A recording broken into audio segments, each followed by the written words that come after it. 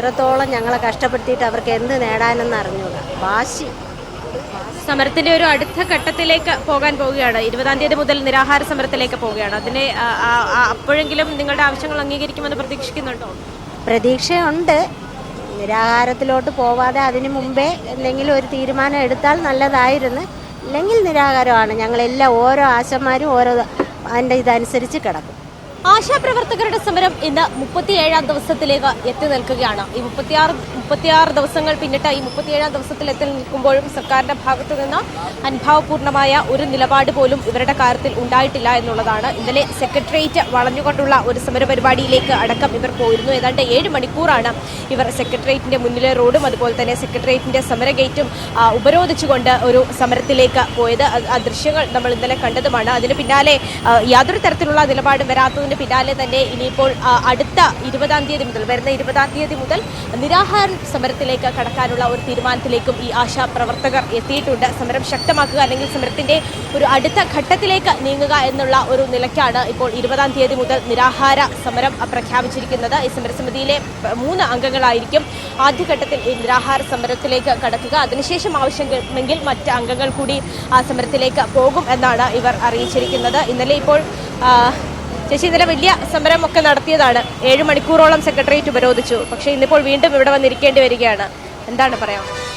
ഞങ്ങൾ ക്രൈറ്റീരിയ മാറ്റാൻ വേണ്ടി മാത്രമല്ലല്ലോ സമരം ചെയ്യുന്നത്. ഞങ്ങളുടെ ആവശ്യങ്ങൾ അംഗീകരിക്കട്ടെ. ഇത് ഇത്രയും കണ്ടിട്ടും കണ്ണു തുറക്കാത്ത മന്ത്രിമാരോട് എങ്ങനെ സംസാരിക്കണമെന്ന് എനിക്കറിയില്ല. പക്ഷേ ഞങ്ങളുടെ ആവശ്യങ്ങൾ, ഞങ്ങളുടെ ഓണറേറിയത്തിൻ്റെ കാര്യം, ഞങ്ങളുടെ വിരമിക്കൽ ആനുകൂല്യം ഇതൊക്കെ തന്നാലും ഞങ്ങൾക്ക് ഇവിടെ നിന്നിട്ട് പോകാൻ പറ്റുള്ളൂ. അതിനി എത്ര കാലം എടുത്താലും ഞങ്ങൾ ഇവിടെ തന്നെ ഇതുപോലെ കാണും. അമ്മ ഇന്നലെ ഈ സമരത്തിനൊക്കെ തന്നെ ഉണ്ടായിരുന്നോ? ഇന്നലെ സമരത്തിനുണ്ടായിരുന്നോ? വെയിലൊക്കെ കൊണ്ട് സമരം ചെയ്തിട്ട് ഇന്നിപ്പോ വീണ്ടും വന്നിരിക്കേണ്ടി വരികയാണല്ലേ? ഞങ്ങൾ വട്ടിയൂർക്കാവ് കുലശേഖരം. എത്ര ദിവസമായി സമരത്തിൽ പങ്കെടുക്കുന്നു? 37 ദിവസവും വരുന്നുണ്ട്. 1-2 ദിവസമേ ശരീരത്തിന് സുഖമില്ലാതെ വരാതിരുന്നുള്ളൂ.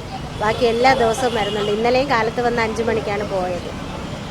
അത് വീട്ടിൽ ഇന്നലെ രാത്രി കറണ്ടും ഇല്ലായിരുന്നു, ഉറക്കവും ഇല്ലായിരുന്നു. എന്നിട്ട് പോലും വന്നിരിക്കുകയാണ്. ഇത്രത്തോളം ഞങ്ങളെ കഷ്ടപ്പെടുത്തിയിട്ട് അവർക്ക് എന്ത് നേടാനെന്ന് അറിഞ്ഞൂടാ. വാശി. സമരത്തിന്റെ ഒരു അടുത്ത ഘട്ടത്തിലേക്ക് പോകാൻ പോവുകയാണ്. 20-ാം തീയതി മുതൽ നിരാഹാര സമരത്തിലേക്ക് പോവുകയാണ്. അതിനെ അപ്പോഴെങ്കിലും നിങ്ങളുടെ ആവശ്യങ്ങൾ അംഗീകരിക്കുമെന്ന് പ്രതീക്ഷിക്കുന്നുണ്ടോ? പ്രതീക്ഷയുണ്ട്. നിരാഹാരത്തിലോട്ട് പോവാതെ അതിനു മുമ്പേ എന്തെങ്കിലും ഒരു തീരുമാനം എടുത്താൽ നല്ലതായിരുന്നു. ഇല്ലെങ്കിൽ നിരാഹാരമാണ്. ഞങ്ങളെല്ലാം ഓരോ ആശമാരും ഓരോ അതിൻ്റെ ഇതനുസരിച്ച് കിടക്കും. സമരം അതിന്റെ അടുത്ത ഘട്ടത്തിലേക്ക് നീങ്ങുകയാണ്. ആദ്യം എല്ലാ നിയമങ്ങളും പാലിച്ചുകൊണ്ടുള്ള സമരം ചെയ്തു.